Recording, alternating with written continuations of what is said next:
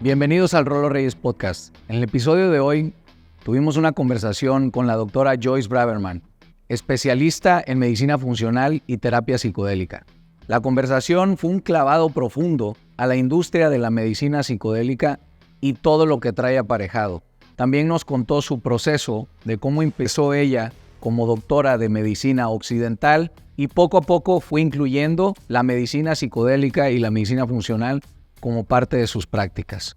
La historia está interesantísima. También hablamos de cuáles son las precauciones que uno debe tomar antes de querer meterse a la medicina psicodélica. ¿Qué red flags uno debe de identificar con este boom de la industria? ¿Y cuáles son los paradigmas más fuertes de la misma industria? Antes de la conversación tuvimos una sesión de box y es por eso que al final de la conversación hablamos un poco de cómo Joyce llegó al boxeo y cómo lo ha utilizado como una terapia para sanar y para desfogar sus emociones. En realidad estuvo muy interesante la plática, ojalá se queden hasta el final y les agradezco que estén aquí con nosotros. Si este podcast les ha ayudado en algo, no olviden suscribirse, darle like o recomendarlo con sus amigos. Recordemos que la única finalidad de este podcast es ayudarlos a ustedes a inspirarse por medio de agentes de cambio para que ustedes mismos alcancen su mejor versión. ¡Ánimo! Oye, Joyce. Dime. Pues yo hice mi tarea. Ok. Y ahí anoté un par de preguntas que creo que pueden derivar en una buena conversación y de alguna manera que para la gente que no está tan metida y que no ha estudiado, ¿no?, este tema de la medicina funcional, las terapias psicodélicas, como que empiecen a tener un grasp general de qué es, ¿no? Y por qué está teniendo este boom, ¿verdad? Porque yo sí veo un boom en... ¿Le puedes llamar industria? Claro. Industria de medicina psicodélica. Sí, es un boom. Y siento que hay gente como que todavía arrastrando muchos paradigmas, ¿no? Con respecto a la medicina ancestral, la medicina psicodélica y demás, ¿no? Entonces, igual y si partimos de cómo tú te metiste en este tema, ¿no? ¿Cuál fue tu proceso para llegar a ser una experta en medicina funcional y terapia psicodélica? ¿Cuento corto o largo? Largo. Tenemos tiempo. Mira, yo empiezo a estudiar la carrera de medicina. Siempre tuve mucho interés inicialmente por la medicina del deporte. Era algo que me gustaba mucho. Empiezo a cambiar un poco de opinión estando ahí, porque obviamente soy mujer y veo a los niños y quiero ser pediatra, no típico. Quiero sanar a los niños. Sin embargo, durante la carrera empiezo a sufrir mucho estrés obviamente yo en ese momento no sabía ni qué era el estrés. O sea, no tenía un entendimiento del estrés, manejo de estrés.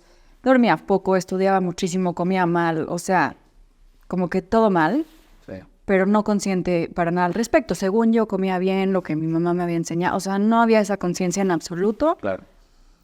Y empiezo a sufrir mucho de temas del estómago, que esto era algo que me pasaba de chiquita, ¿no? O sea, iba a una fiesta de amigas que no me caían bien y me dolía la panza. O sea, siempre somaticé a través del estómago.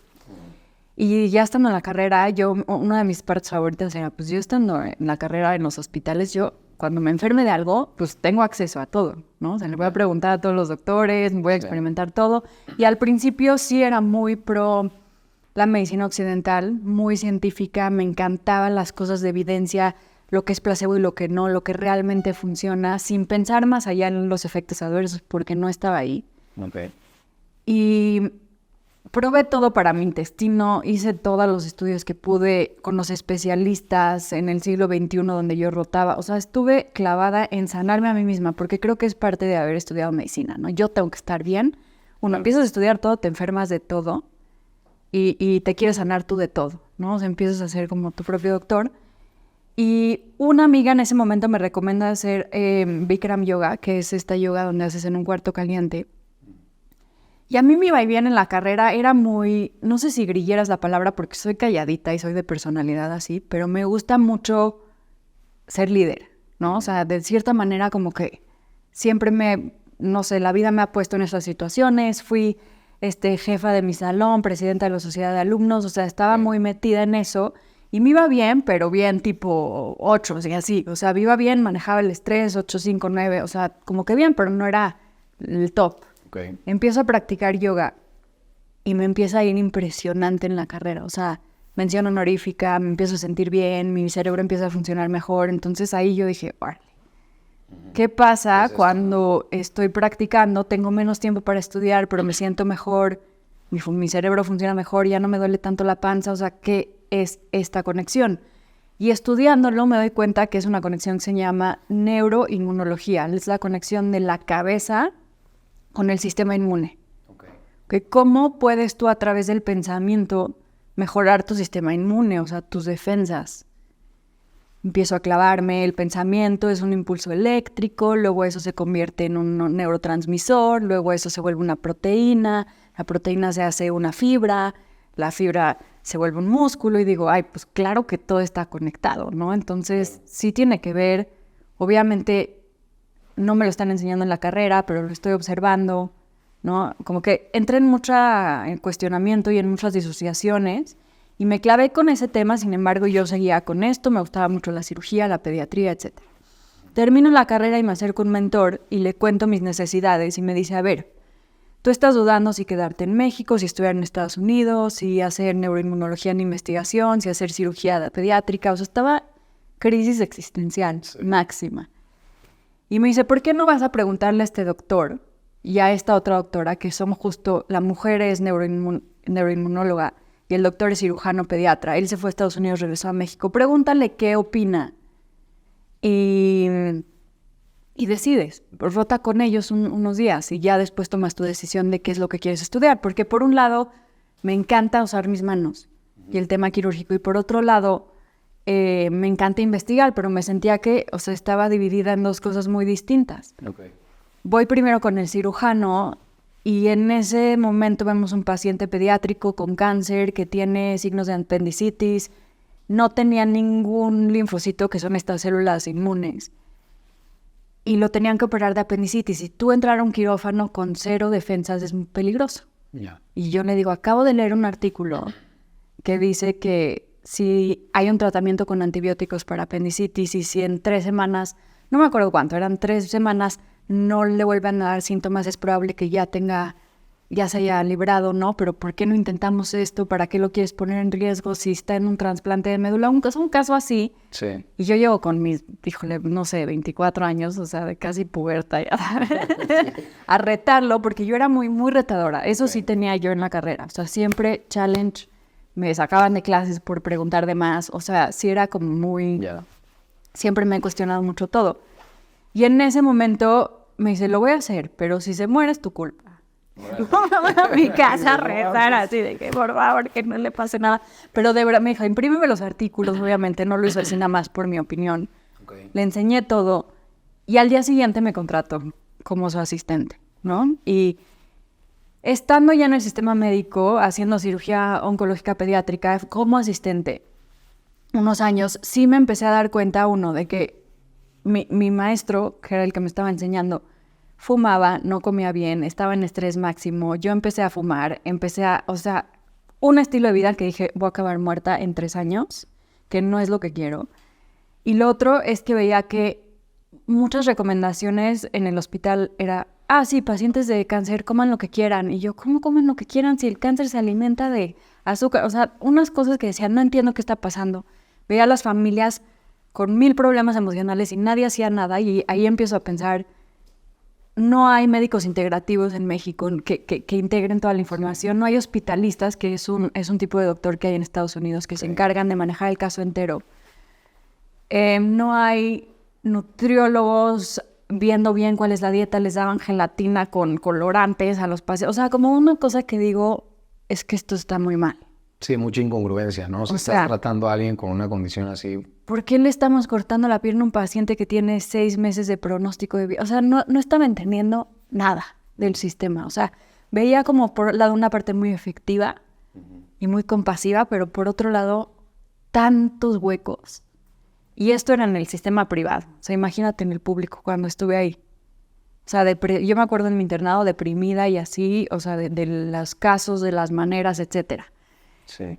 Y sí me vi con una necesidad de hacer algo mejor. Siempre fui muy innovadora, muy curiosa. Empiezo a leer del viaje del héroe, ¿no? Como de todas estas cosas de que a veces hay que salirse del lugar en donde estás para... No me sentía realizada, me sentía muy retadora. Mi propio maestro me dijo, tú te vas a tener que salir de México porque con la curiosidad que tú tienes, en la residencia te van a mandar por las tortas. O sea, te van a castigar y te van a... O sea, como que no creo que esté a la altura. Me convence de irme a Estados Unidos. Empiezo a estudiar en Estados Unidos y digo, veo a la gente cómo estudia ahí, me proyecto en un futuro y digo, me va a ir perfecto, lo puedo hacer, pero no es el estilo de vida que yo quiero. Yo no quiero estar trabajando 24/7 para salir de vacaciones cada 6 meses y me va a alcanzar y voy a tener dinero, voy a ser exitosa, pero vi cómo, hice mi internado en Estados Unidos y vi cómo no había tiempo para vida personal. Okay. Y en ese momento decido irme a Israel a hacer investigación. Digo, basta. O sea, esto no va a ir conmigo, ni voy a estar yo bien. Y me voy a Israel a hacer investigación, como buscando algo nuevo para hacer innovación, porque siempre me había llamado mucho el Instituto Weizmann, que es donde más premios Nobel han ganado por per cápita, ¿no? De la gente que ha estado ahí. Okay. Yo me voy a ir a hacer investigación, voy a ver qué onda, voy a abrir la puerta, estoy joven todavía. Y llego allá y estando allá por conecte de amigos, empiezo a ir a conferencias, conozco a gente, no sé cómo llego a estas personas que quieren abrir un startup de medicina personalizada, que era algo que yo después de esta experiencia dije, no podemos hacer la medicina igual para todos. Cada paciente es distinto, cada tumor es diferente. ¿Dónde hay esto medicina personalizada? Entonces me clavo con esto, empiezo a investigar y empezamos a ver a los pacientes que todos los doctores les dijeron, no hay nada que hacer. ¿Por qué? Porque a mí me gustaba mucho, o sea, empiezo a ver que la clínica Mayo le cambia la medicina alternativa a medicina complementaria. Y es que sí, no es una u otra. O sea, sí creo en la cirugía, claro. Y sí creo en la acupuntura, y sí creo en los saunas, y no es de creencia, es de evidencia científica, pero no es que haces una y entonces la otra ya no, sí. ¿No? Entonces, como que empezar a romper esas barreras y empezar a decirles, a ver, chance el doctor te dijo, no te vas a salvar con la quimioterapia, pero ¿por qué no te haces un masaje si puedes? ¿Por qué no vas a meditación? ¿Por qué no vas a yoga? ¿Por qué no haces dieta, ejercicio? O sea, hay miles de cosas que sí podemos hacer por ti, pero que te van a mejorar tu calidad de vida y no necesariamente te van a curar. Y entonces empiezo a hacer esa investigación y estando ahí veo que muchos pacientes con cáncer de pronto se van a hacer ayahuasca, ¿no? Empiezan a... O sea, yo entré por ahí, entré por una curiosidad de... Yo, súper niña buena. ¿Pacientes terminales? Pacientes terminales, pacientes con... O sea, que ya están desesperados buscando sí, claro. alternativas. Ya, esto no me ha jalado, voy a hacer lo que sea, ¿no? Y veo que hacen ayahuasca y de repente empiezo a ver documentales y empiezo a leer historias y de pronto uno que otro que veo que sí tienen remisión absoluta o estas cosas raras, ¿no? Clínica en Tijuana que usa semilla de durazno y que 20 pacientes con cáncer de mama dicen que les curó la vida y otras 20 dicen que es charlatanería. ¿Por qué está pasando eso? ¿Es verdad esta información?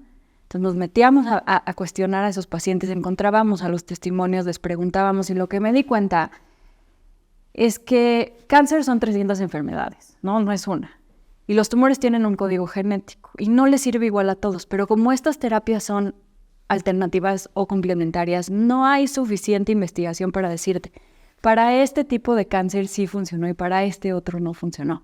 Okay. Entonces lo que faltaba era clasificación, información, dirección, y ahí es donde yo me empiezo a clavar. O sea, ¿por qué a unos dicen que la ayahuasca sí les sirve y les cura cosas y por qué otros no? Okay. Y me clavé y lo investigué muchísimo y me acuerdo que el compuesto activo de la ayahuasca es el DMT, dimetiltriptamina, que es lo mismo que secretas cuando meditas, y luego me acuerdo cuando yo hacía yoga yo estaba meditando y me sentía mucho mejor y me empezó a ir mejor. Entonces empiezo a hacer estas correlaciones y al final pues no es la sustancia la que te cura, sino es tu cambio de creencias, tu cambio de estilo de vida, hacerle más caso a tu intuición, ¿no? Los pacientes que de repente dicen, ya no quiero quimioterapia, me están matando con esto, tienen más calidad de vida porque duran más tiempo, a lo mejor no se curan, pero no toman decisiones de los doctores. Entonces, realmente, ¿cómo me acerco yo? Yo me acerco por el lado médico. Okay. No fue una búsqueda personal espiritual, no fue yo no tenía esa necesidad en ese momento de necesito creer en algo más, necesito... No, fue más bien quiero ayudar a la gente de una manera que siento que el sistema médico está fallando. Sí. No, pues está súper interesante. Yo no conocía este proceso que te llevó a donde estás ahorita, ¿no? Pero está muy padre. Y algo que viviste de primera mano, uno de repente lo ve desde la óptica de paciente, digamos, ¿no? O sea, yo hay veces que veo a doctores y sin que suene a... como, o sea, sin que suene de alguna manera rudo lo que voy a decir. Digo, es neta que este cabrón me va a hablar de salud.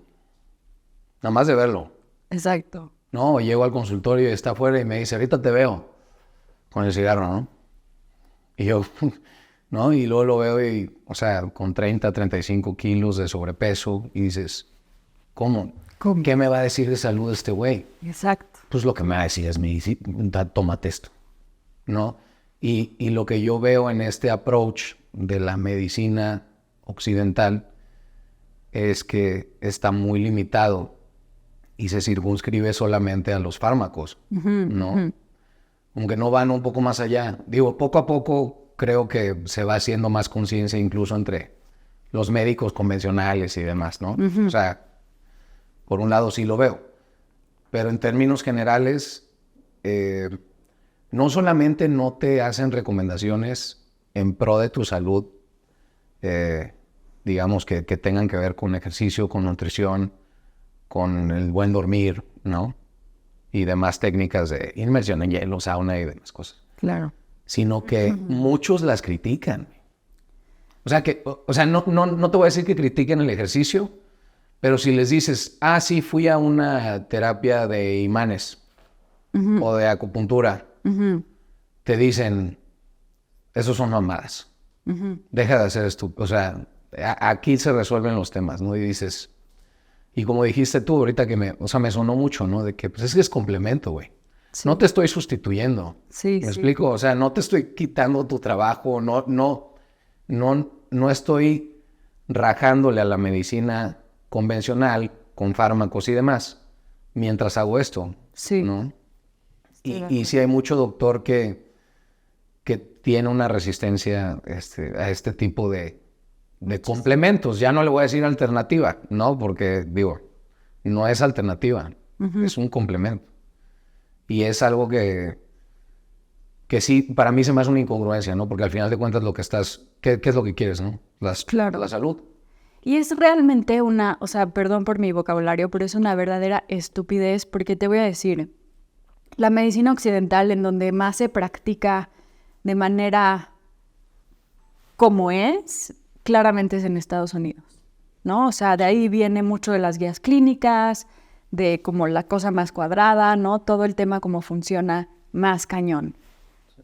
México adopta también este sistema, rechazando un poco la medicina tradicional mexicana, que existen escuelas al respecto. Sin embargo, tú vas a Estados Unidos, a la Clínica Mayo, a Johns Hopkins, a los hospitales más reconocidos, y ya ofrecen acupuntura en terapia intensiva, y ya hay gente que te checa tu nutrición. ¿Y por qué ahí sí la medicina china está cubierta por el seguro y por qué en México la seguimos viendo tan mal? Claro. ¿No? O sea, yo creo que aquí hay un tema cultural también muy clasista, no sé si clasista es la palabra, o como de rechazo a lo que es complementario y alternativo, o como que hay gente que acepta mucho lo tradicional y hay gente que de plano no está conectado para nada. Es como esto dice el libro y esto es la evidencia y esto es lo que es. Sin embargo, si alguien es lo suficientemente culto y se dedica a leer sobre la evidencia, sí va a encontrar que funciona. Sí. Y muchas veces eso pasa hasta que ellos mismos se enferman y entienden lo que eso les da. Sí, sí, sin duda. Híjole, pues qué bueno que estamos grabando esto. Ojalá le llegue a 2 que 3 doctores, ¿no? Sí. Que están cerrados en esta parte porque, digo, yo tenía un tío doctor, ¿no? Y era un súper doctor. Y cada vez que yo le contaba algo que no tuviera que ver con lo que él había aprendido en la parte de la universidad y en la parte de sus prácticas y la especialidad, me decía, tú y tus mamadas, Rolando. Y yo, pues sí. ¿Y qué le dices? Yo, pues yo no soy doctor, ¿no? Sí. Entonces también el tema de que no tengo el título, pues quita credibilidad y demás. Pero Claro. dices, güey, pero hay cosas ahí como que sí jalan, ¿no? Claro. sea, Claro que hay muchas cosas que funcionan. Estamos... A ver, uno de los aprendizajes de la yoga es esta frase, ¿no? La verdad es una, los caminos son muchos. Okay. No puede haber dos verdades porque entonces no sería verdad, Claro. ¿no? Pero el camino a la verdad pues, no es uno nada más. Sí. Y mucho de la medicina funcional y también tiene que ver con la psicodélica y ahorita te explico cómo se juntan, es partir de que el cuerpo puede sanar solo. Y claro, tú te cortas y se te cura una herida. O sea, no es de que le tienes que hacer mucho. O sea, si tú no se infectas y todo bien, como que tu cuerpo regenera. Claro. Es un sistema regenerativo. Y lo que parte de la medicina funcional es decir, si yo le doy los nutrientes adecuados, el soporte adecuado, disminuyo mi cantidad de toxinas, lo pongo en un nivel bajo de estrés, etcétera, etcétera, pues le doy más chance al cuerpo a que se regenere. Sí. En diferencia de, tienes una infección, te doy un antibiótico, se te friega la flora intestinal y entonces después para regenerar eso, o sea, hay como, sí entiendo hay una falla y hay que tratarla, ¿no? Es muy directo, pero al final somos un sistema con miles de variables.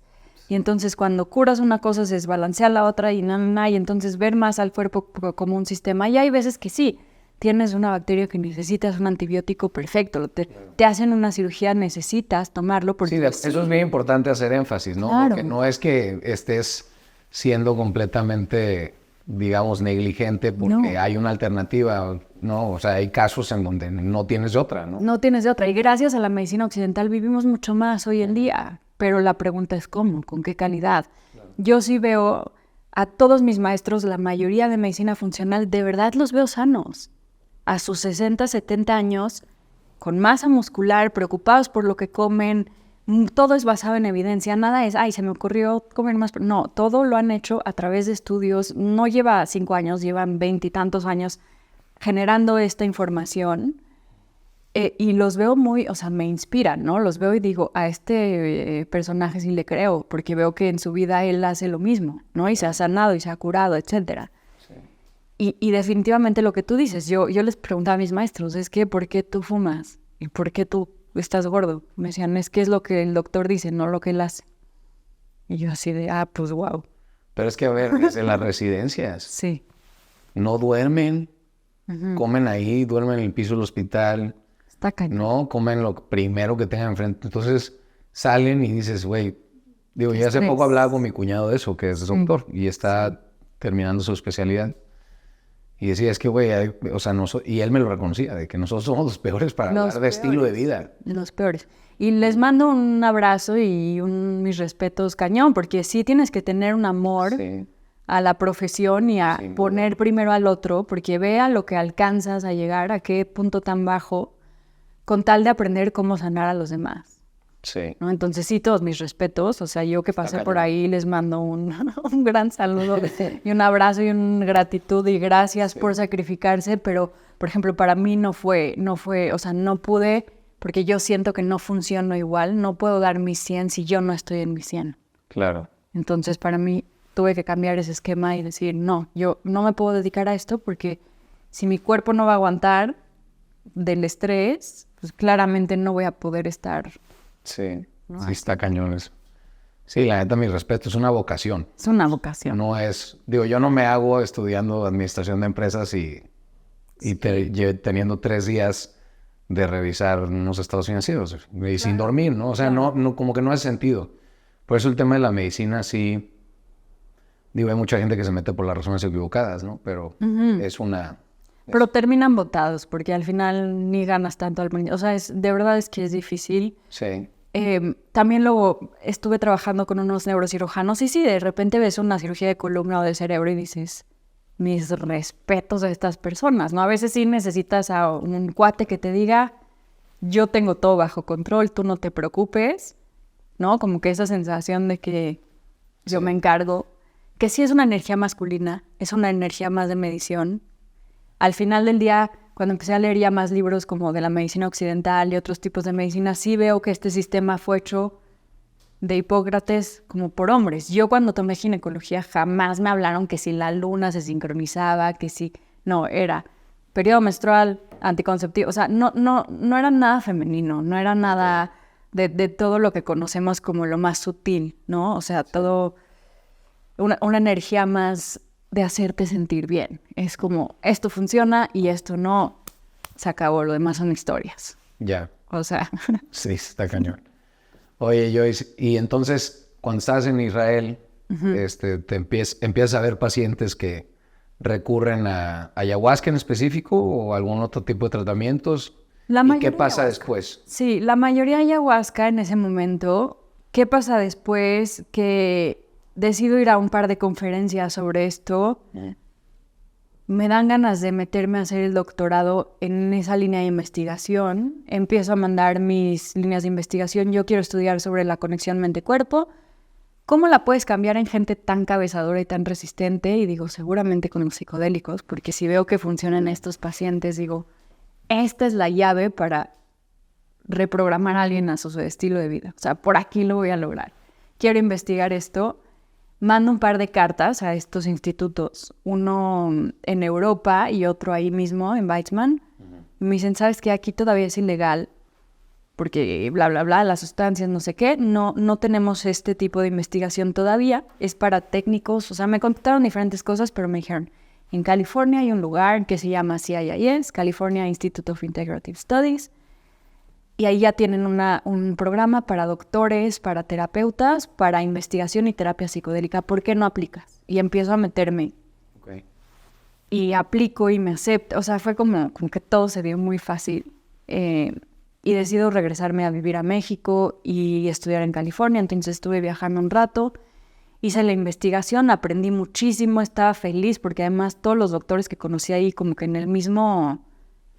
la misma frecuencia de más compasivos, te preguntan cómo estás todos. O sea, de repente tuve una sanación ahí porque para mí sí fue un trauma haber salido del gremio médico. O sea, sentía mucha agresión, mucha desconexión, mucho machismo también aquí en México, ¿no? En los sistemas. Y de repente ahí veo a la gente linda. Les importaba cómo te sientes, cómo estás, cuál es tu historia. Y empiezo a estudiar todo sobre terapia con psicodélicos y me encantó porque justo aquí ya empiezan a clasificar la información de por qué hemos visto que este psicodélico le sirve más a este tipo de personas, a este otro, a este tipo. Entonces digo, no todo es para todos, claro, y entonces ya están haciendo información y esta carrera pues es para abrir centros, ¿no? Para poder hacer algo que se llama en inglés Expanded Access, que es acceso expandido para que nosotros como doctores empecemos a sistematizar esto y poder investigar y abrir centros, etcétera. Y bueno, los casos que vi ahí, ¿no? Y los videos que vi de prácticas y las cosas me impactó tanto el resultado. Evidentemente en algún punto yo me acerqué a los chamanes, hice ceremonias, hice terapias, hice muchas cosas a nivel personal y sí me cambió, o sea, me cambió el chip por completo. Y dentro de esta especialización, porque ahorita dices que los psicodélicos pues no son, o sea, por supuesto hay categorías y hay tipos, que ahorita me gustaría que entraras en esta parte. ¿Tú te especializas en algo? O sea, ¿tu especialización cuál es? ¿Utilizas solamente un tipo de psicodélico para determinadas personas con determinados problemas? ¿O cuál es el espectro que cubres, digamos? Mira, evidentemente a través del tiempo he logrado tener como un criterio muy médico, ¿no? Y una crítica, porque sí me gustó experimentar con todo, en mí y en mis amigos y así, o sea, fue algo que he explorado y en estas terapias y con chamanes, etcétera. Y primero, por ejemplo, existen psicodélicos como la dimetiltriptamina que pueden consumirse fumados, ¿no? Y entonces al principio decía, wow, qué padre que fumas algo y en 5 minutos ya estás, ya entendiste todo. Y de repente llega COVID y digo, ¿cómo una doctora les va a dar de fumar a una persona? Y, o sea, como que esto no hace sentido. Y entiendo que es ancestral y que es poco y que es pero la combustión y cómo se extrae el DMT también tiene solventes. Y entonces entro en el trip y digo como, es que como doctora no puedo darle de fumar a alguien, o sea, va en contra de mis principios. Y entonces voy encontrando como que estas cosas que a mí me hacen sentir mejor, con menos efectos adversos y más beneficio, ¿no? Luego conozco los hongos y digo, wow, la psilocibina es increíble, y lo que hacen los hongos es fácil, es noble, los estudios demuestran pocos efectos adversos, o sea, como que fui encontrando ahí como que ciertas sustancias que tienen más beneficio para la persona y menos efectos adversos. Y hay veces que digo, a ver, esta persona tiene otro tipo de personalidad, no le va a funcionar tanto esto, el LSD a lo mejor le sirve mejor, o el MDMA que es el éxtasis, porque está específicamente para gente con trauma o estrés postraumático, esta persona presenta más esto. Entonces ha sido como y lo que yo me quiero convertir y volver uno es poder aconsejar y personalizar, porque siempre ha sido parte de mis principios éticos médicos. Sí. Personalizar según el paciente, pero claramente con mi tinte, que es ¿qué puedo hacer por ti que te haga menos daño? Ya. ¿No? O sea, que un poquito ahí en un libro que leí hace poquito que decía que el principio de primero dañar en la ética médica es una tontería, porque pues al final, si tienes que decidir hacer una cirugía, vas a cortar, o sea, de pronto sí generas algo de daño, ¿no? O sea, evidentemente tomar un psicodélico es difícil, es estresante, es de cierta manera tóxico. Okay. Pero el beneficio que tiene y cómo puedes soportar el proceso antes y después, me parece increíble. O sea, lo puedes hacer muy bien. O sea, hay un arte que es lo que he estado aprendiendo, ¿no? ¿Cuál es el arte del entendimiento de cómo funciona el psicodélico y cómo ayudarle al cuerpo a secretarlo más rápido, a usar menos sustancia, a prepararte mejor, etcétera? Es todo un malabar. Claro. Y por eso la importancia de que se haga con alguien que le sabe. Digo, porque hace poco veía en un video que subiste a Instagram en donde hablabas de esto, ¿no? De la parte del acompañamiento de un experto. Sí. Y esto me lleva a la siguiente pregunta que tenía, ¿no? ¿Qué paradigmas son los que ves en la gente que ve a los psicodélicos como algo completamente foráneo o incluso detrimental para el tejido social? Porque a ese nivel llegan, ¿me explico? Y acaba de haber un caso también que sonó mucho y este tema como que, pues, puedo entender de dónde vienen esos paradigmas, ¿no? Sí. O sea, como que no están necesariamente tan mal fundamentados. El problema es que se generan por el uso irresponsable, ¿no? Por supuesto. Sí, ahorita también escucho muchos comentarios como, qué horror que en las bodas ya haya barras de chocongos, ¿no? Por ejemplo. Sí. Y por un lado, una parte de mí piensa, pues es mejor que el alcohol, ¿no? Porque el alcohol tiene unos efectos horribles. Pero por otro lado digo, sí, o sea, ¿qué haces si se te abre un proceso interno ahí en medio de 200 personas?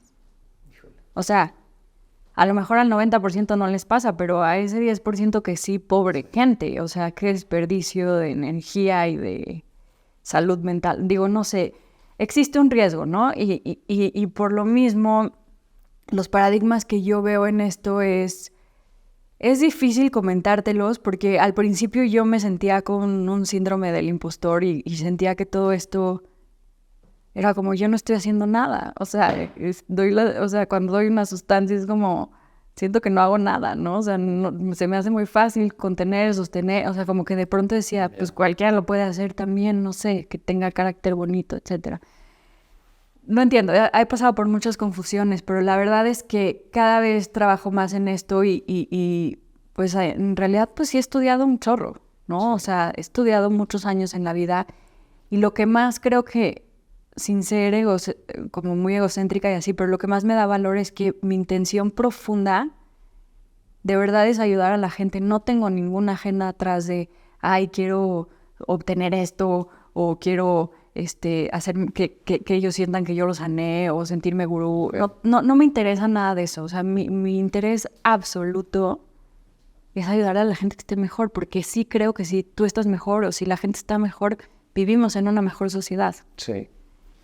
Y creo que eso es muy importante, más que nada, que las intenciones de la gente que te lo da sean puras. Y por supuesto, para mí el respeto máximo de algo es el estudio. O sea, sí es bien importante saber las consecuencias. Claro. Obviamente hay, por ejemplo, culturas indígenas que hacen sus ceremonias perfectos y a ti te llamó y quieres ir a una ceremonia, vas, o sea, tampoco siendo autoridad, ¿no? Pero hay gente que sí tiene fragilidad mental y hay gente que tiene otras condiciones médicas y hay gente que no se puede parar en una ceremonia porque no podría con lo que o sea, no es para todos. No sé si no es para todos, pero definitivamente en el contexto en donde no te ven o no compartes la misma cosmovisión o no estás entendiendo lo que está pasando. Yo, por ejemplo, cuando veo algo que digo, híjole, esto no me late, y a lo mejor no soy psiquiatra, ¿no? Pero como estudio esto, sé referir. O veo algo médico que digo, aquí esto no es de esto, aquí hay una enfermedad y tú tienes que ir al doctor a revisarte esto, ve al cardiólogo. O sea, como... Sí. Eso es lo importante de ser un doctor. No es cuando las cosas te salen bien. Es cuando algo está mal, poder decir, esto ya no está en mis manos, lo tengo que referir y tiene que ser resuelto por algo más. O sea... Sí. No, y esta parte que decías ahorita de que todo es muy contextual. O sea, no... Digo, cuando dije no es para todos, igual la frase suena tajante, ¿no? Pero lo que me refiero es que tiene que haber un proceso de debida diligencia, idealmente, no de lo que lees en Instagram, claro. O sea, sino que una persona que le sepa y no irte como el borras y que de repente te lleves una sorpresa de que no es como pensaste, ¿no? Y creo que, pues en este boom sí se ha notado como que también en todo boom de cualquier industria, siempre hay gente que quiere sacar raja, que quiere sacar provecho, obvio, que se quiere pasar de lanza y que ve con ojos de signos de dólares qué es lo que va a hacer, ¿no? Y pues, digo, hablando de esto, ¿no? De esta gente, ¿cuáles serían unos red flags que tú ves y que le recomendarías a alguien? Ojo con esto, ¿no? Cuando te digan algo así, no es por ahí, güey. O sea, ¿qué le podrías recomendar a la gente? Cosas bien importantes. A lo mejor no se pueden dar cuenta de todo hasta que no tomen la terapia, pero pueden oír historias, ¿no? O sea, inicialmente creo que si son de la cultura occidental, si han crecido como occidentales, como somos tú y yo, creo que es bien importante que vayan con alguien que tenga alguna profesión en el gremio de la salud. No tiene que ser un médico como yo, puede ser un terapeuta de muchos años certificado, licensed therapist, ya sabes, gente profesional que sepa de salud mental, psiquiatras, médicos, terapeutas. Creo que eso es número uno. Sí. Gente que definitivamente haya tomado al menos una certificación o un curso relacionado a la terapia psicodélica de instituciones reconocidas, no del cursito diplomado del fin de semana por internet, ¿no? Esa sería otra. Otra cosa es muy importante que durante la sesión, y esto te digo, por eso te decía que no siempre lo puedes saber desde antes, pero por historias igual y sí es bien importante que ninguna de estas personas te diga qué hacer. Tienen que sostener el proceso, no te pueden decir qué hacer, nadie es gurú. Todo el tema para mí red flags son pseudocultos, cosas raras, ¿no? Que metan espiritualidad de por medio, que tú no compartas esa espiritualidad y para poder pertenecer tengas que no ser parte de algo así o sostener una ceremonia que no estés de acuerdo, porque son estados muy, muy, muy vulnerables de la conciencia y puedes terminar inconscientemente en donde no quieres. Ok. Sí, y híjole, es que aparte, digo, los peligros que se derivan de esto, pues, son muchísimos, ¿no? Y creo que chico favor le hacen a la industria. Claro. ¿No? Toda esta gente que, digamos, que secuestra el movimiento, ¿no? Y quiere hacer cosas de este estilo. Ahora, Joyce, o sea, ya vamos más puntual a la parte de los hongos, ¿no? Que me interesa... porque siento que en México en específico, como también se ha filtrado el hongo, ¿no? A la parte de lúdica, ¿no? De entretenimiento, de desmadre y así. Sí. Pues hay como que dos tipos de personas. Los que dicen que el hongo es algo que transforma vidas y súper sanador y demás. Y los que dicen que qué peligro, qué irresponsabilidad y demás. Cada uno analiza en circunstancias distintas el hongo, ¿no? Quien dice qué peligro y qué desmadre y qué terror, ¿no? Es la gente que ve que el hongo se consume en todos lados, ¿no? En antros, bodas, como decías. Sí. ¿Cuál es la función del hongo a nivel científico? O sea, neurocientíficamente, ¿qué te pasa en el cerebro cuando te comes un hongo?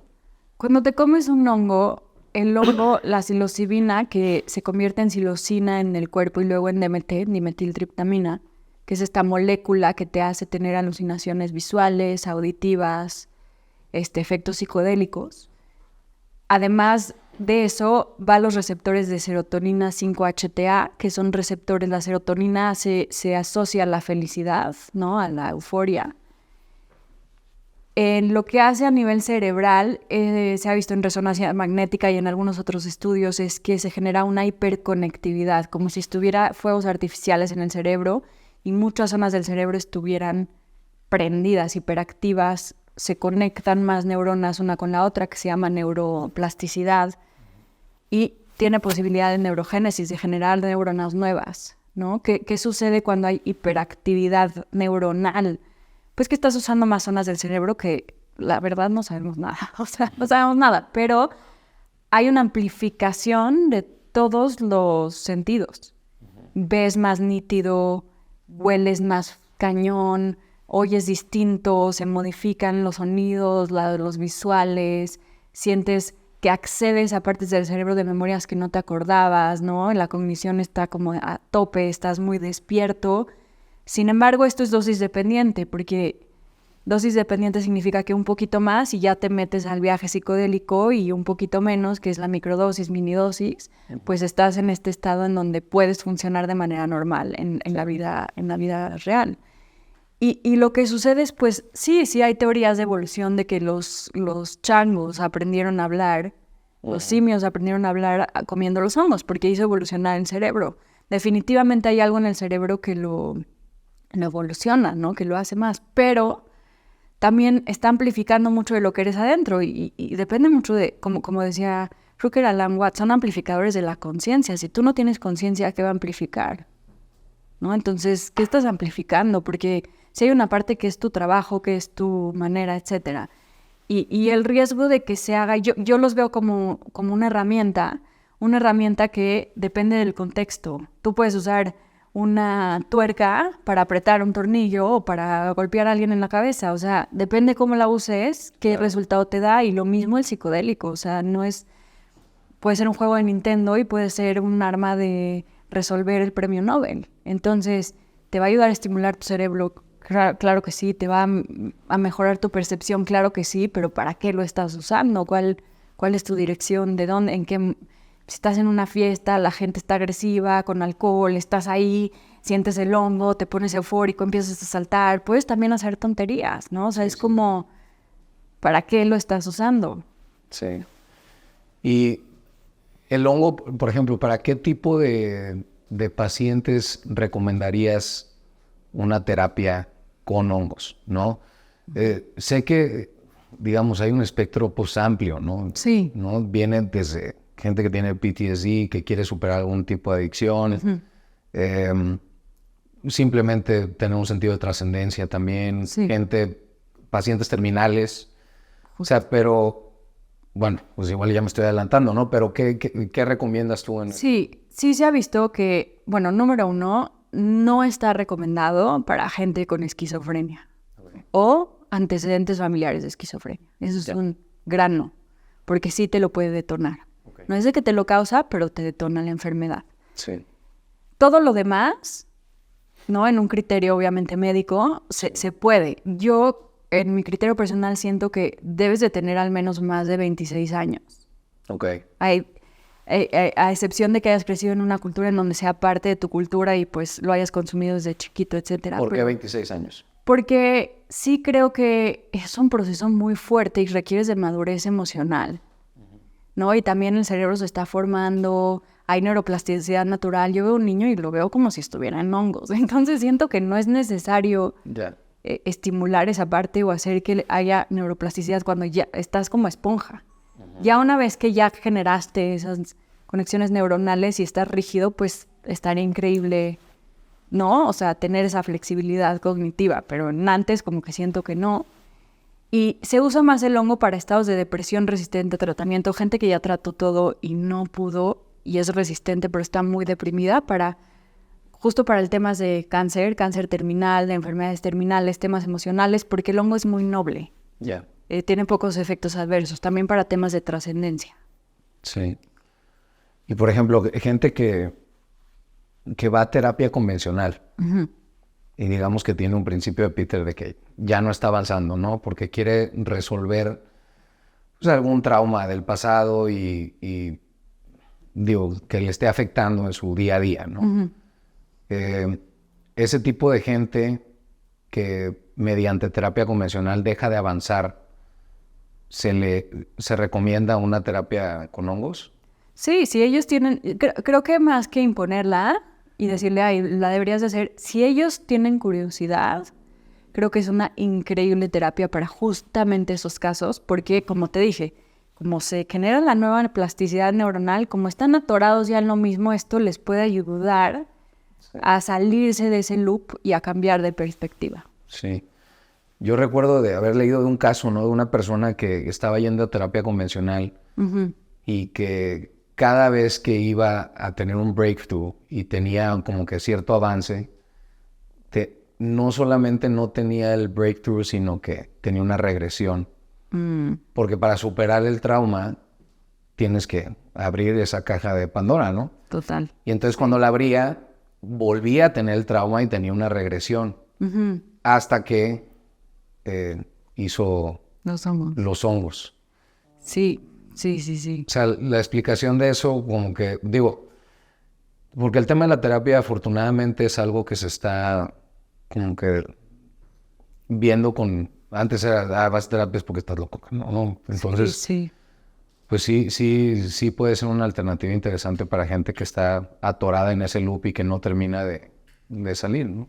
Sí, es algo, la verdad, increíble en el sentido de que hay tanta evidencia científica. De verdad, ya la gente que dice que esto no funciona es porque no lee. Porque no quiere. Porque no quiere abrir un libro, un artículo científico, no quiere leer las noticias. Sí. Hay mucha decepción también de la ciencia, yo entiendo perfecto, pero que entiendan que la mayoría de los estudios de psicodélicos están fondeados por iniciativa privada, ¿no? Son por iniciativa privada, que quiere decir que no están manipulados por farmacéutica, ni tienen un interés en específico. Entonces, les recomiendo muchísimo. También lo importante es que no es un experimento de los últimos 5 años, 20 años de la humanidad, no es algo nuevo. Se hace desde las culturas indígenas, que quiere decir que es parte de la humanidad, de la historia de la humanidad. No es algo de 20 años para acá que nos sacamos de la manga y que estamos viendo si funciona y en 40 te vamos a decir, perdón, da cáncer. No, lleva ahí toda la humanidad, desde que estábamos haciendo ceremonias con fuego hace millones de años. Se ha encontrado evidencia de millones de años atrás, ¿no? Sí. Entonces, esa parte a mí me da mucha confianza, ¿no? La sabiduría ancestral. Sí, que lo hemos adaptado de manera occidental y hay que tener mucho cuidado de no ser colonialismo y llegar y decir, así se hace y entonces los que hacen medicina tradicional están mal. No, absolutamente no. Sin embargo, la psique hoy en día, para integrarse a la sociedad, necesita de un proceso. Sí. Y ese proceso, digo, ¿qué visualizas tú en el futuro de la industria? ¿Cuál es el escenario ideal para Joyce? ¿No? Que pase en la industria. Ideal es una utopía hermosa, pero sí he ido ya últimamente a conferencias que ya me parecen un poco, pues, sorprendentes. No sé qué siento al respecto, pero ya ver toda esta gente con sus startups y vendiendo cosas y tratando de vender la nueva molécula y ya se está volviendo un poco, sí, un negocio horrible, ¿no? Una parte tiene muy fea y muy... Y como que todo el mundo, es cuando sale algo nuevo, como cuando estaba Bitcoin, ¿no? Y cryptocurrency, todo el mundo quiere hacer algo nuevo y te proponen y te así y oferta, y todo lo que tiene un pico muy alto siempre baja y luego se estabiliza. Sí.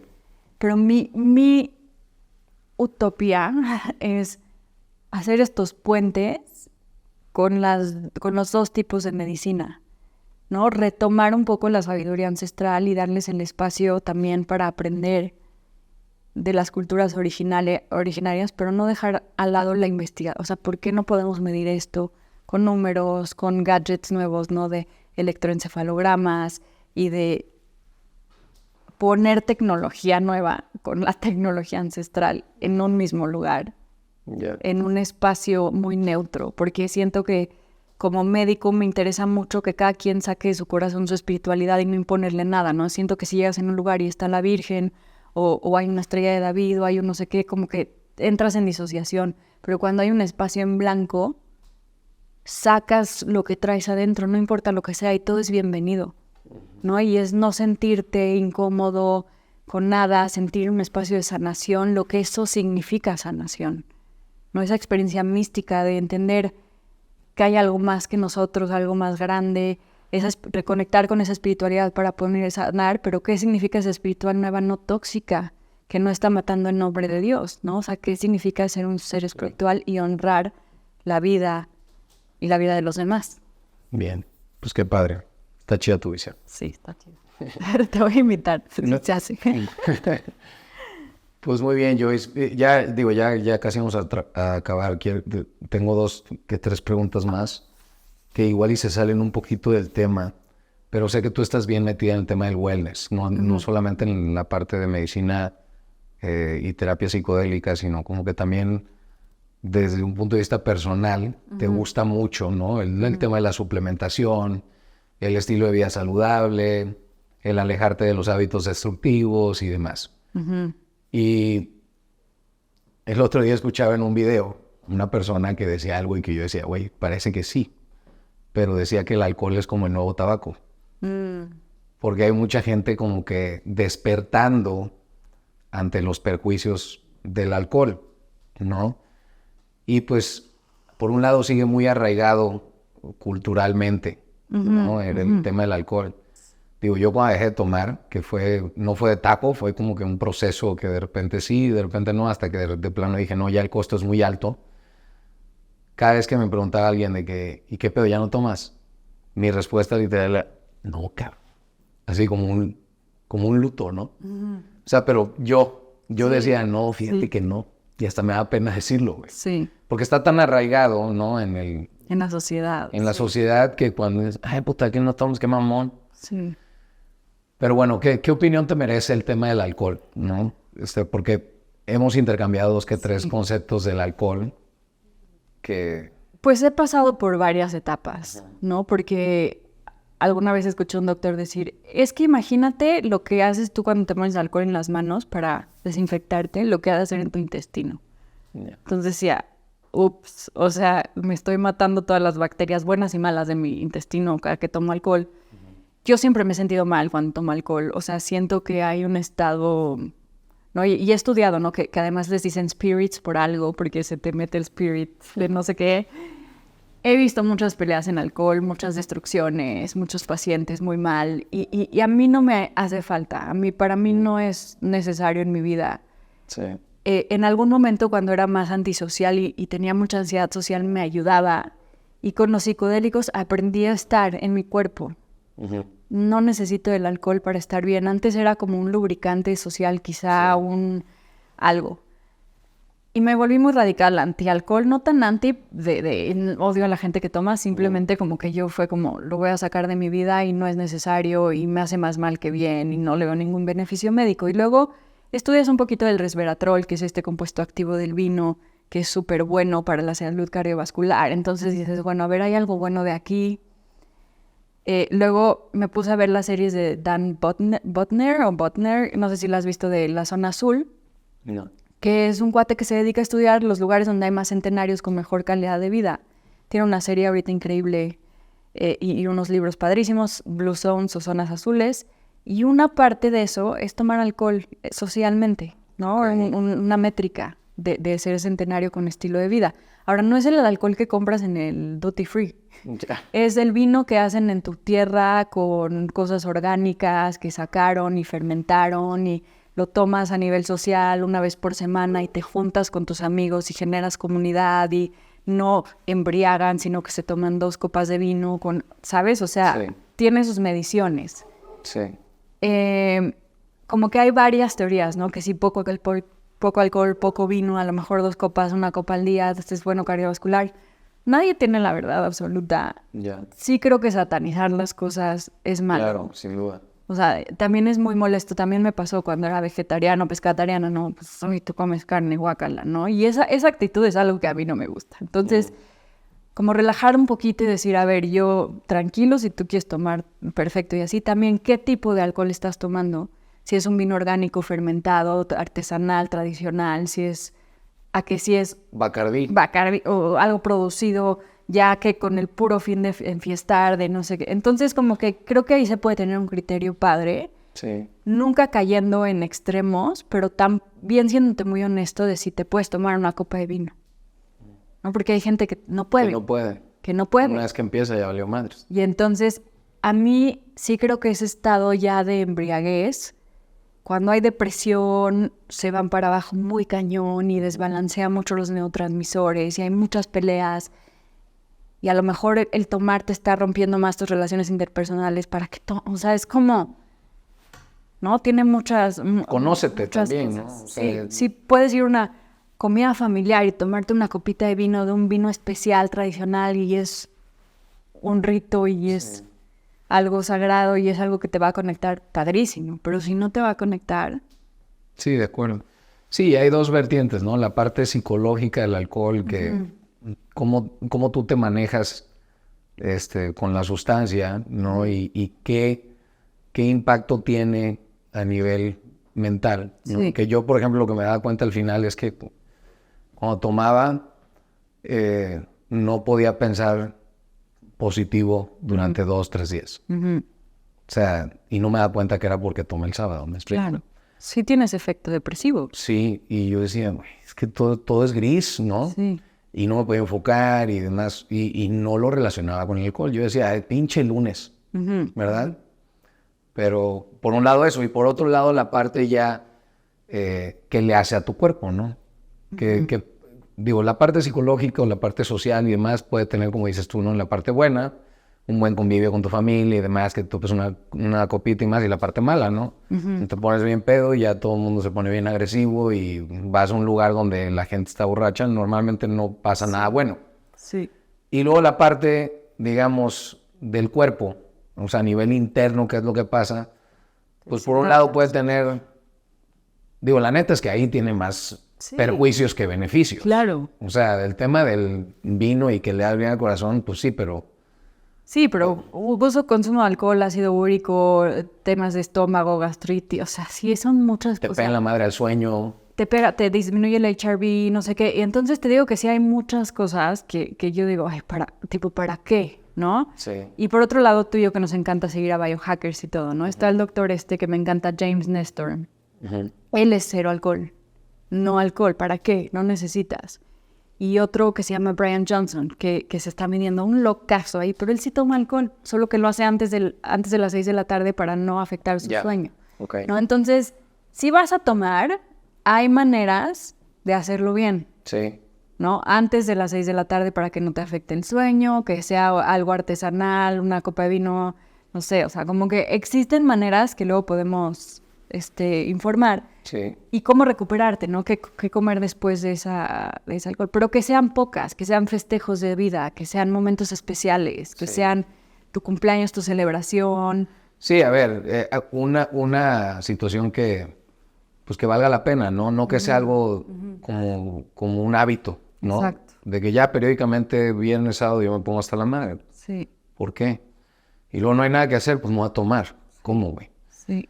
¿No? Y escuchaba, digo, ya nada más para cerrar el tema del alcohol, hace poco escuchaba a un cuate que dejó de tomar, no me acuerdo el nombre, caray, pero también de esos vatos que está metido en este tema del biohacking. Y decía que uno de los cambios más fuertes que vio cuando dejó de tomar era que se le quitó esta neblina mental, ¿no? Del cerebro. Y él antes tomaba y durante 2, 3, 4 días tenía una neblina mental que no le permitía enfocarse de la misma manera y que la parte del control de impulsos la tenía, hace cuenta que apagada. Entonces, si se le presentaba un pastel, ¿verdad? Se lo comían. Si se le despertaba el temperamento porque alguien se lo ponía a prueba, explotaba. Entonces, que creo que está en la precorteza frontal y todo ese rollo, ¿no? Pero profundizaba en esa parte y me hizo tanto clic, ¿no? Y hay veces que basta con quitarte un hábito destructivo para que los demás se vayan eliminando solos, ¿no? Uh-huh. Y eso fue lo que yo viví, ¿no? Cuando me quité el alcohol, me di cuenta que dejé de tener otros hábitos destructivos, que era, por ejemplo, comer de forma compulsiva y, ¿no? Principalmente ese, sí, ¿no? Sí. Que yo comía de forma compulsiva bien cabrón. Me quité el alcohol y dije, oye, ya no tengo la necesidad de comer así. Uh-huh. Pero porque tenía digamos que la parte del cerebro que toca el tema del control de impulsos la tenía uh-huh. sin esta neblina mental, ¿no? Claro. Entonces, pues sí, o sea, sí tiene varios beneficios. Al mismo tiempo también entiendo la gente que no. Claro, yo me siento mucho mejor sobria, uh-huh. la verdad. Sí. De pronto sí, una copita de vino, dijeron mejor la comida, se siente rico, sabe rico y así, pero es muy raro el momento. Pero me encanta mi sobriedad, o sea, me encanta sentirlo todo y estar cómoda con lo incómodo. Claro. Uh-huh. Bien, por último, es la última pregunta que sí la tenía así como que pendiente. ¿Cómo llegaste al box? Por ti, ¿cómo que cómo? No, a ver, yo te recomendé un coach, pero yo sé que viviste un proceso. Sí, fuerte. No, fue un proceso fuerte. Ok, cuéntalo. Pero es mi salvación. Súper. Me fui a hacer una ceremonia de hongos a Costa Rica. Ok. Un proceso personal, ¿no? Para hacer mi mantenimiento. Ya. Yeah. Y en esa ceremonia lloré 5 horas. O sea, no pude parar de llorar de la cantidad de dolor que tenía en mi cuerpo, de un dolor transgeneracional del linaje femenino. Okay. De sentir desde cómo las mujeres han sido tratadas como prostitutas, como uso sexual. Conecté con unas cosas muy, muy oscuras, de mucho dolor femenino. Y llegué a mi historia actual de todos los momentos en los que he sentido en esta cultura mexicana machista algún acoso, algún tipo en donde no pude defenderme o no pude abrir mi voz porque había algo de por medio, ¿no? Mi carrera o etcétera. Okay. Y sentí que tenía ese enojo guardado desde hace mucho tiempo. Y una parte de la integración fue con un psicólogo somático que es muy corporal, ¿no? Te ponen en la situación en la que crees que estás. Y a mí me pusieron enfrente de 5 machos, ¿no? Actuando 5 machos de, ay, qué guapa, y no sé qué, y como que tirándome así como machismo. Con unos box, así con unos cojines como para pegarles. Okay. Y me empezaban a molestar. Y tenía atrás a mujeres y me decían, defiéndete, defiéndete. Y entonces yo decía, ya cállate. Y el terapeuta me decía, pégales. O sea, haz algo. Se empezaba a pegar. Y eso fue la representación somática de cómo yo me sentía en mi viaje, ¿no? O sea, fue como la integración. Yeah. Dije, madre, sí estoy bien enojada. O sea, sí estoy muy enojada con el hombre, con el arquetipo masculino en mi vida. O sea, sí tuve un tema con mi papá fuerte, de mucho enojo hacia él por muchas cosas. Okay. He estado enojado con muchos hombres en mi vida y a veces creo que hasta los he tratado mal, pero sin querer. O sea, no se lo merecían, ¿no? Es una respuesta tuya. Es una respuesta mía a este enojo que yo he tenido. Y dije, no, pues tengo que hacer algo porque hay gente que de verdad no se merece este carácter. O sea, sí estoy siendo muy agresiva con el hombre. O sea, y sí me doy cuenta, ¿no? Si vienen a trabajar conmigo mujeres y puerta abierta y todo perfecto. Y luego veo un hombre y desconfío. Es como, a ver, o sea, como que tengo esta guardia puesta. Sí. Y desde ahí sentí que el box iba a ser algo que me iba a ayudar a sacar ese enojo y me ha servido impresionante. O sea, sí siento una diferencia de carácter muy fuerte. Qué chido. Y al principio le ponía como caras de exnovios y cosas que... y fui sacando ese enojo y fui sacando y sí, la verdad es que no nos enseñan a manejar el enojo, o sea... No. Y ¿sabes qué? De entrada te felicito por tomar la decisión de meterte al box. Yo siempre he sido un apasionado de las artes marciales y la defensa personal y siento que tengo una relación muy sana con la violencia, ¿no? Cosa que no tenía, ¿verdad? Pero he aprendido a convivir con la violencia y tenemos también en la sociedad un paradigma muy fuerte en contra de todo lo que es violento, ¿verdad? Pero lo que yo he descubierto es que la gente que se mete a practicar con conciencia, ¿no? Y no practicar por practicar algo, pero con conciencia, con propósito y demás, de repente los beneficios se empiezan a regar en otras áreas de su vida, ¿no? Sí, impresionante. Y tú te vas a dar cuenta de 10 peleas que hay en la calle, o sea, te puedo decir que ninguna va a ser de una persona que sabe tirar madrazos. Estoy de acuerdo. No, una persona que se sabe defender y que tiene esta seguridad y demás, no tiene que demostrarle a nadie nada, ¿no? Y dos, normalmente se maneja de tal manera que al último que van a elegir por un conflicto es a él, ¿no? O sea, hay algo no verbal en una persona que tiene dominio de su cuerpo de la manera que te lo da el box o las artes marciales mixtas o el tema de Krav Maga o cualquier arte marcial, Sí. que le llega al inconsciente de alguien más y dice, oh, con este ¿no? Sí. Entonces, siento que te da esta seguridad, ¿no? Y unos beneficios a nivel psicológico que la gente no entiende, ¿no? Y yo siempre he sido un embajador. Sí, me encanta. De que la gente se meta a aprender a tirar madrazos, ¿no? Y los niños tienen que saber defenderse y tienen que meterse a este tema, las mujeres más. Sí. Porque esto que tú estabas comentando, imagínate cuántas mujeres ni siquiera se han dado cuenta y tienen este mecanismo de defensa activo pues nada más en la cultura donde vivimos, ¿no? Que desafortunadamente muchas mujeres pasan por cosas terribles. Y otras no tan terribles, pero la pinche acumulación de las microagresiones ya te hace decir, ah, mames, ya, güey. Entonces canalizar tu energía de esta manera y el hecho de que tú te sientas con seguridad de que en caso de que una persona se quiera pasar de la raya, tú puedas reaccionar. Sí. ¿No? Siento que te da una paz interna muy cañona, ¿no? Claro. Y por último, no podemos ser completamente negligentes con la idea de que hay un chingo de riesgo. Claro. ¿No? Y que Dios no lo quiera, si en algún momento tienes que utilizarlo, que lo puedas usar. Sí, que sepas. Porque no hay nada peor que una persona indefensa y débil. ¿No? Y hay gente que correlaciona la debilidad y la indefensión con ser moralmente superior. Y güey, no. Hace poco entrevistaba a Tim Kennedy, ¿no? Y decía esto, como que nos quieren transmitir, ¿no? Que ser débil y ser un flan, ¿no? Y a los hombres que sean más femeninos, que es bueno. Sí. Y la neta es que no, güey. O sea, una persona fuerte, capaz, entrenada, con seguridad, y que decide enfocar todo eso a lo bueno y ponerlo al bien de los demás, sí. Entonces eres una persona buena, güey. Claro. No que porque seas una persona débil, indefensa, pues qué chingos tienes que controlar, güey. No tienes nada que.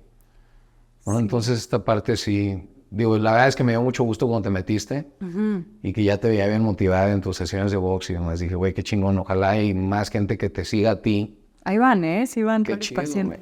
La neta, y yo siempre empujo así que, güey, tirar madrazos, ¿no? No, ya no hay vuelta atrás. Yo me siento increíble no necesitar de un hombre, entre comillas, para que me defienda, ¿no? Sentirme fuerte yo en mi cuerpo y saberme fuerte no por enmascular al hombre en absoluto, sino por decir yo, no voy a estar por alguien para que me defienda. Ya. ¿No? Yo puedo, pero si voy a estar con alguien es para que me sostenga. También como en la energía masculina. Y sí lo veo mucho a ti, veo mucho este mensaje justo en el camino de la sanación, de conectar sobre todo el hombre con lo femenino y la debilidad y la vulnerabilidad, etcétera. Y a veces sí entro en disociación porque yo sé que me estoy haciendo una mujer fuerte por una respuesta a un trauma, ¿no? Y las mujeres en su feminidad, en su más feminidad absoluta, están ahí porque sienten la seguridad de un hombre al lado que las puede sostener, ¿no? Y no es que me sienta mal en donde estoy muy contenta, pero que sí veo que esta parte es como cuántas mujeres hoy en día no se sienten sostenidas por los hombres, por también muchas ideas progresistas de aquí somos iguales y aquí no sé qué. O sea, yo lo viví en mucho tiempo en otros países en donde es muy así y es muy liberal. Y nunca me sentí bien, ¿no? O sea, quiero soltar, quiero ser femenina, quiero agarrar mi rol. Y no siempre puedo si el hombre no está bien parado en su rol. Entonces es un tema enorme y creo que hasta es atractivo para una mujer sentir un hombre fuerte, pero también es muy empoderador saberte sola. O sea, es que no está peleado una cosa con la otra. Peleado, ¿no? sí. O sea, tú te puedes sentir una mujer capaz, entrenada, fuerte y demás, y al mismo tiempo también valorar de hecho, sí. O sea, entre más despiertes tu lado masculino con este tipo de prácticas, más valoras la masculinidad de un hombre. Justamente, ¿no? Exacto. Entonces eso está padrísimo, ¿no? Que la gente... Digo, y qué padre que también, como de una persona tan estudiada como tú, y que has vivido tantos procesos de tanta gente, entiende esta parte de la masculinidad y feminidad como lo entiendes, ¿no? Porque, híjole, yo también hay veces como batallo con esta nueva ideología que nos quieren meter de forma intravenosa. Sí.